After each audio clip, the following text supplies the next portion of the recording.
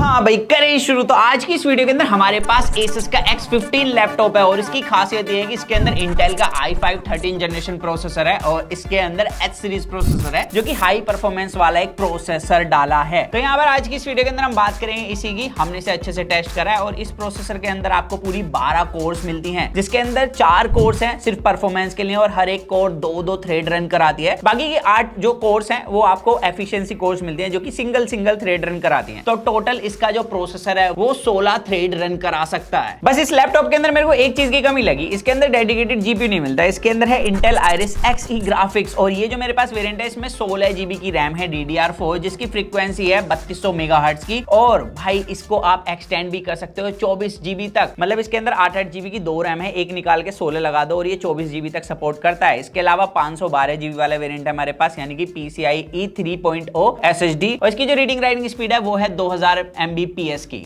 और टेस्ट करके देख लेते हैं यहाँ पर। ठीक है, यहाँ पर रीडिंग राइटिंग स्पीड और सीपीयू की पावर चेक करने के लिए हमने इसके अंदर कुछ बेंचमार्क स्कोर भी रन कराए हैं। यहाँ पर हमें पीसी मार्क के अंदर करीब 5000 का स्कोर मिला और गीक बेंच में सिंगल कोर का स्कोर था 2300 के आसपास, मल्टी कोर का 5000 के आसपास मिला जो कि काफी सही था। बाकी सिने बेंच भी हमने रन करा लिया जोश में और यहाँ पर भी सिंगल बेंच का स्कोर करीब 1700 के आसपास था और मल्टी कोर का 6000 के आसपास। इसके अलावा भाई अगर आपको स्कोर कम लग रहा है तो इसके अंदर एक परफॉर्मेंस मोड भी दिया गया है लैपटॉप में और वो ऐसे इनेबल नहीं होगा। आपको पहले इसमें पावर केबल लगानी पड़ेगी और भाई चार्जर भी ऑन करना पड़ेगा, जब जाकर आप उसे इनेबल कर सकते हो, भी MyAsus ऐप में जाके। एंड उसके बाद जब हमने स्कोर रन कराया तो सबसे पहले हमने देखा कि इसका जो हीट कंट्रोल है ना, वो हीट मैनेजमेंट वो थोड़ा बेटर हो गया। इसके फैंस काफी तेजी से चल रहे थे, वो बात अलग है, बहुत ही ज्यादा तेज आवाज करते हैं।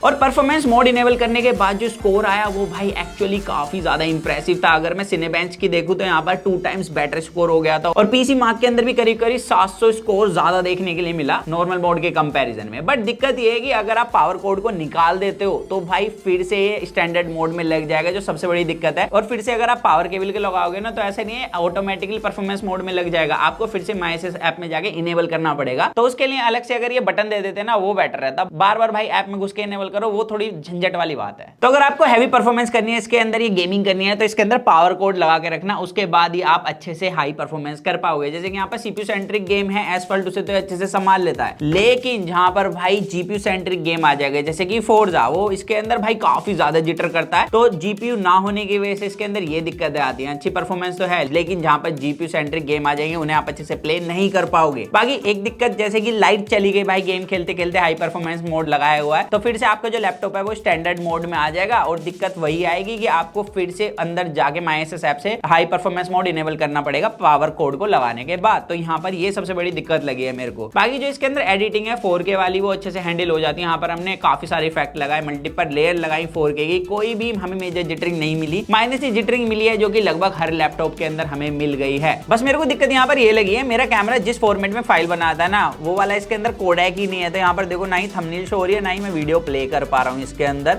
तो जब भी मेरे को एडिटिंग करनी है ना तो मैं डायरेक्ट इसको ड्रैग करता हूं प्रीमियर के अंदर, जब जाकर पता लगता है कौन सी फाइल कौन सी है और इससे बहुत बड़ी कंफ्यूजन क्रिएट होती है। तो अगर आपको पता है इस प्रॉब्लम को सही कैसे करना है तो मुझे कमेंट्स में जरूर बता देना। बट यहां पर बात आती है फिर से, अगर आप कोई ऐसा सॉफ्टवेयर यूज करते हो जो कि जीपीयू को ज्यादा यूज करता है, जैसे कि यहाँ पर डाविंसी हो गया या ब्लेंडर हो गया, तो वो सॉफ्टवेयर इसके अंदर बिल्कुल भी अच्छे से काम नहीं करेंगे। तो जीपीयू ना होने की यहाँ पर काफी सारी डिसएडवांटेज आ जाती है इसके अंदर। लेकिन अगर आप इसके अंदर 4K एडिटिंग करना चाहते हो वो ठीक है, लेकिन एडिटिंग में फिर से एक दिक्कत आती है, वो है इसकी डिस्प्ले। इसके अंदर ये बड़ा सा पैनल दिया गया है, एमोलेड पैनल है फुल HD प्लस, लेकिन यहाँ पर जो इसकी कलर कैलिब्रेशन है वो बिल्कुल भी अच्छी नहीं है। यहाँ पर अगर आप कलर ग्रेडिंग करने की सोच रहे हो इसकी डिस्प्ले में तो वो नहीं होने वाली है। यहाँ तक कि जब मैं कोई नॉर्मल कंटेंट देख रहा हूँ इसके अंदर तो जो स्किन टेक्सचर है ना वो बहुत ज्यादा अजीब कर देता है। तो यहाँ पर इसकी डिस्प्ले मेरे को बिल्कुल भी पसंद नहीं आई है, भले ये OLED पैनल हो। और हमने ना सेम इनका OLED पैनल यूज करा था, इससे पहले एक और लैपटॉप हमने रिव्यू करा था, उसके अंदर भाई उसकी जो कैलिब्रेशन थी वो इससे लाख गुना अच्छी थी। हालांकि यहाँ पर बेजल्स वगैरह काफी कम मिलते हैं बट इसकी कलर कैलिब्रेशन बिल्कुल भी अच्छी नहीं है और इसके अंदर आपको 600 निट्स की पीक ब्राइटनेस मिल जाती है। और जो कलर कैलिब्रेशन वाली चीज है वो सिर्फ ऐसे नहीं है, वीडियो एडिटिंग में ही आपको दिक्कत देगी। अगर आप फोटोशॉप भी यूज करते हो तो फोटोशॉप चलता तो अच्छा है, लेकिन फिर से अगर आप वहां पर कलर ग्रेड करोगे तो दिक्कत आ जाएगी। काफी ज्यादा सैचुरेटेड से हो जाते हैं इसके अंदर कलर और काफी वार्म टोन वाली डिस्प्ले है। बट वार्म टोन की वजह से फायदा आपको पता है क्या मिलता है इसके अंदर, जब आप कोई आर्टिकल वगैरह पढ़ रहे हो या कंटेंट देख रहे हो तो ब्लू लाइट कम होने की वजह से नैन चक्स हमारे खराब नहीं होंगे जल्दी। तो यहाँ पर मेरा एक सजेशन है आप लोगों के लिए, अगर आप एसस का इसी स्पेसिफिकेशन के साथ लैपटॉप बाय करना चाहते हो तो इनका सेम लैपटॉप आता है 10,000 रुपए कम में, बस वहां पर आपको एमोलेड पैनल नहीं IPS पैनल मिलता है, और उसको लेने के बाद ना आप एक अलग से डिस्प्ले ले सकते हो कलर करेक्शन के लिए, तो भाई वो ज्यादा बेटर रहेगा। इसके अलावा जो इसका ट्रैक पैड है ये मेरे को काफी इंप्रेसिव लगा, काफी फास्ट सा है, और इसी के अंदर इन्होंने फिंगरप्रिंट भी इंटीग्रेट करके दिया है। इसके अलावा ऊपर की तरफ जो आपको कीबोर्ड मिलता है ना, जो लोग नम पैड भी चाहते हैं भाई कीबोर्ड के अंदर लैपटॉप में, उनके लिए काफी सही चीज है। यहाँ पर आपको नम पैड भी मिल जाता है और इसके अंदर बैकलाइट भी है, और की का जो फीडबैक है ना वो भी मेरे को ठीक लगा है इस प्राइस के हिसाब से। बस यहाँ पर मेरे को जो एक एक्सपीरियंस अच्छा नहीं लगा वो ट्रैक पैड के अंदर है, जब आप इसे प्रेस करते हो ना काफी ज्यादा चीप सा फील होता है, जैसे हमने प्राइम बुक करी थी ना अभी रिव्यू कुछ टाइम पहले 15,000 वाली, वैसी सी। बाकी इसकी बिल्ड ठीक है, इसकी डिस्प्ले 180 डिग्री तक ऐसे नीचे की तरफ जा सकती है, अगर किसी ने धक्का दे दिया तो टूटेगी नहीं, और फ्लेक्स भी भाई हल्का सा मिलता है जो कि इसे फ्लेक्सिबल रखने में थोड़ी मदद करता है। बाकी प्लास्टिक बिल्ड है और फिंगरप्रिंट बहुत लगते हैं यार, और फिंगरप्रिंट हटते भी नहीं है इसके आसानी से, तो आप इसे साफ करते करते परेशान होने वाले हो। इसके अलावा राइट साइड में इसके सारे पोर्ट्स दिए गए हैं, यहाँ पर आपको चार्जिंग पोर्ट मिलता है, HDMI पोर्ट है, USB 3.0 के 2 पोर्ट दिए हैं और एक टाइप सी पोर्ट है, बट ये थंडरबोल्ट पोर्ट नहीं है। तो थंडरबोल्ट पोर्ट होता तो मैं यहीं से चार्ज कर लेता, बाकी 3.5mm जैक है, और लेफ्ट साइड में आपको USB 2.0 वाला पोर्ट दिया है, तो इसके अंदर थोड़े और टाइप सी पोर्ट हो सकते थे, और साथ ही इसके अंदर SD कार्ड स्लॉट को आपका भाई बहुत मिस कर रहा है, क्योंकि मैं एक क्रिएटर हूँ, इसमें लगा के सारा डेटा निकाल लेता फिर मैं आसानी से। और इसको ठंडा करने के लिए इसमें वेंट भी अच्छे खासे हैं, इसमें पीछे पूरे में वेंट है, इतना वाला जो एरिया है ना वो हवा लेता है, और इतने में फैन लगा हुआ है जो कि हवा निकालता है, इसके साइड में भी वेंट है, और यहाँ से हवा लेने के लिए ऊपर की तरफ भी वेंट दिया है, तो ये काफी सही लगा मेरे को हवा लेने और निकालने के लिए।